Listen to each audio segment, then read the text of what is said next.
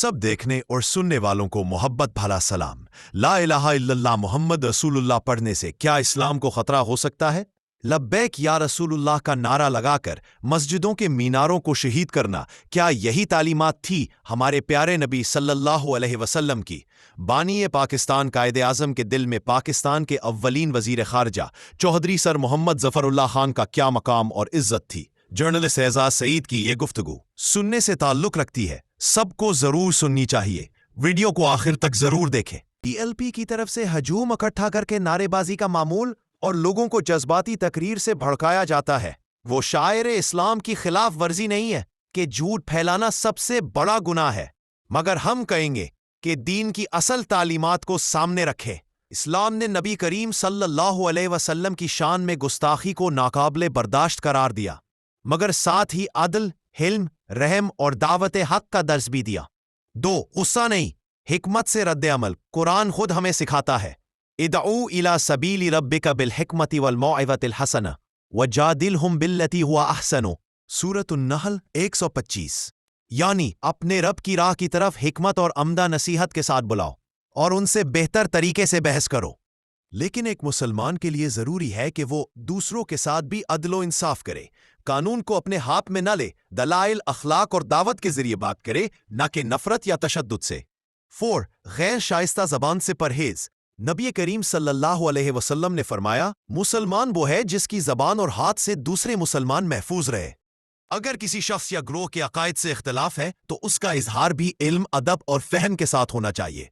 मैं आपके साथ एक अफसोसनाक खबर डिस्कस कर रहा हूँ और मैं चाहता हूँ कि इसके ऊपर chief justice of Pakistan, chief minister Punjab, IG Punjab इसका नोटिस लें और इसमें जो लोग भी हैं उनके खिलाफ तादीबी कार्रवाई की जाए और इस मसले को हल किया जाए।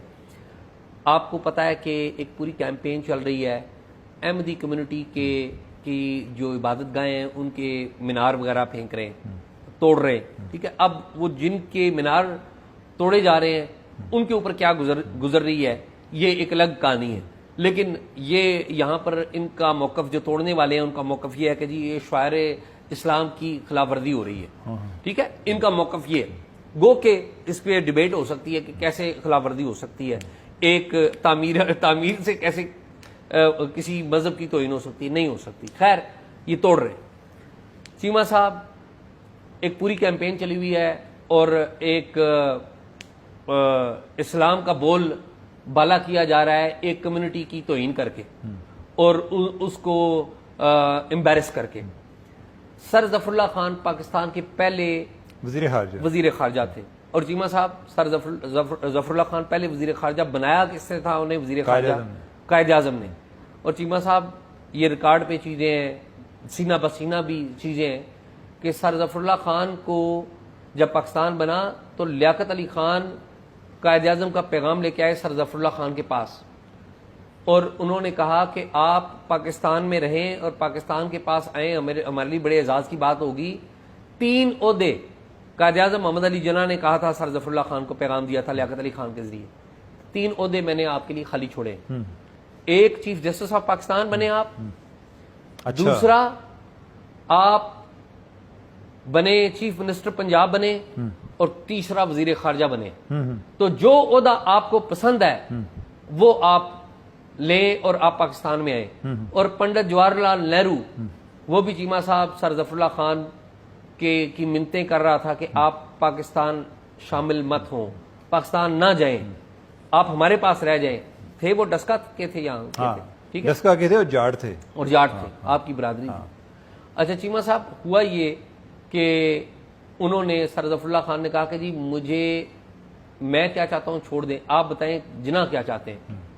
तो लियाकत अली खान ने रिपोर्टेडली उनको कहा कि जिन्ना चाहते हैं कि पाकिस्तान एक नौज़ायदा मुल्क है, आप इसके वजीर खारजा बने और दुनिया में बताएं, क्योंकि आपका एक सर ज़फ़रुल्लाह खान को हाँ का एक स्टैचर था, इंटरनेशनल कोर्ट ऑफ जस्टिस में भी रहे जी, वो प्रेसिडेंट रहे इंटरनेशनल कोर्ट ऑफ जस्टिस के। तो मोहम्मद अली जिन्ना बानी पाकिस्तान के कहने पे वो बंदा यहाँ पर रहा, डस्का में उनका घर है, वहां पर उन्होंने कोई अब उस वक्त मस्जिद और बाद में नए जो कानून के मुताबिक इबादत गाह उन्होंने तामीर की। अब चीमा साहब ऐलान कर दिया है ایک کچھ لوگوں نے کہ اس مسجد کو یا اس عبادت گاہ کو، ایکچولی عبادت گاہ کہیں گے ہم، اس عبادت گاہ کے مینار توڑنے اور جمعے کا دن دے دیا گیا کہ جی یہ توڑنے۔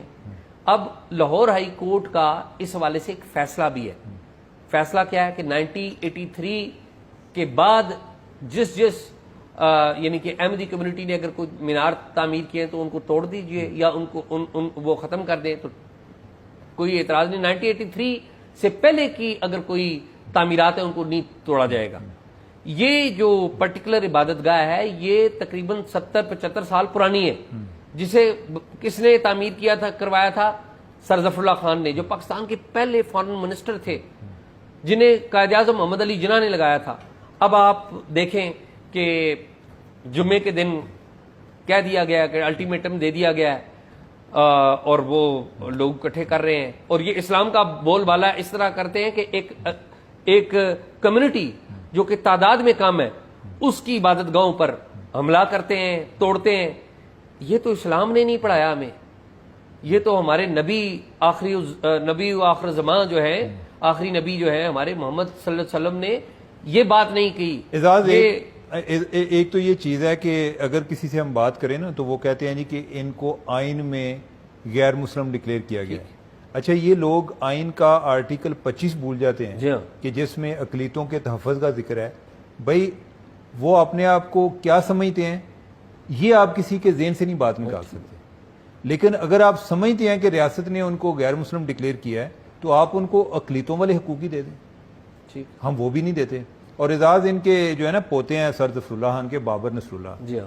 بابر نصر اللہ جو ہیں ان کے ان کے ساتھ بھی ایک دفعہ کوئی ان کا ڈسپیوٹ تھا، اور جس طریقے سے ان کو گھسیٹا گیا، یعنی کہ ادھر لاہور سے ان کو کراچی میں کیس چلایا گیا ان پر اور بڑا خوار کیا گیا، اور وہ اس چیز کو یعنی کہ وہ ابھی تک وہ بات نہیں بول سکے۔ میرے خیال میں اس سارے معاملے میں نا ان کا ذکر نہ کریں کیونکہ یہ بڑی وہاں پہ سینسٹیو صورتحال ہے، اور کوئی ان کی وہاں پہ ظاہر ان کے فیملی والے وہ لوگ زیادہ تر یہ جو ہے نا میرے خیال کینیڈا میں ہوتے ہیں، تو خیر وہ آتے جاتے رہتے ہیں۔ لیکن یہ اس چیز سے ہٹ کے کہ ایون اگر ہم سر ظفر اللہ کے حوالے سے بھی ہم ویسے ہم بات کر لیں، ایک اصول کی بات کر لیتے ہیں نا کہ کوئی نہ کوئی میرا اور آپ کا کوئی ایک جگہ تو ہوگی نا کہ کوئی ایک ایشو ہوگا جس پہ ہم اتفاق کرتے ہیں۔ اگر ہم آئین پر اتفاق کرتے ہیں تو آئین میں جو لوگ اس طرح کے کام کرتے ہیں یا جو نفرت پھیلاتے ہیں، انہیں اگر وہ آئین کے اتنے پاسدار ہیں تو انہیں آئین کا آرٹیکل 25 ضرور پڑھنا چاہیے۔ ضرور، ٹھیک ہے، کہ اگر آپ وہ اپنے آپ کو کیا سمجھ رہے ہیں آپ اس کو چھوڑیں۔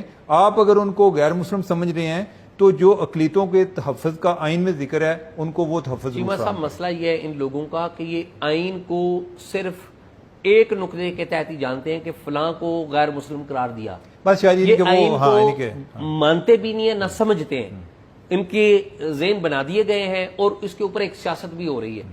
تو آئی وش کہ اس کے اوپر تمام لوگ نوٹس لیں اور جو بھی متعلقہ لوگ ہیں وہ بھی اس بات کو انسانی بنیادوں پہ سوچیں۔ یہ وہ ان کو وہ 83 والا لا تو یاد ہوگا، لیکن یہ نہیں یاد ہوگا، یا اگر کوئی اس کی کوئی ہمت بھی نہیں کرے گا کہ یہ بتائے کہ اس سے پہلے والی عبادت گاہ کسی کی، وہ آپ اس کو نہیں شمار کر سکتے۔ اینی وے یہ بڑا افسوسناک بات ہے، بڑا افسوسناک ہے۔ آئی ہوپ کہ اس پہ جو سینٹی ہے وہ پریویل کرے گی اور درست سمت اختیار کی جائے گی ریاست پاکستان کی طرف سے۔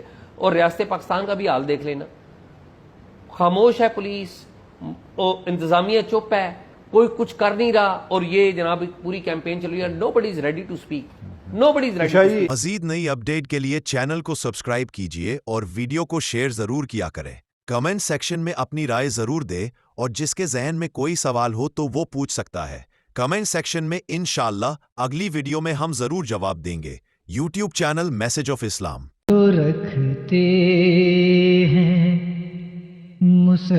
مسلمانوں کا دین، ہم تو رکھتے ہیں مسلمانوں کا دین، دل سے ہے خدا میں ختم المرسلین۔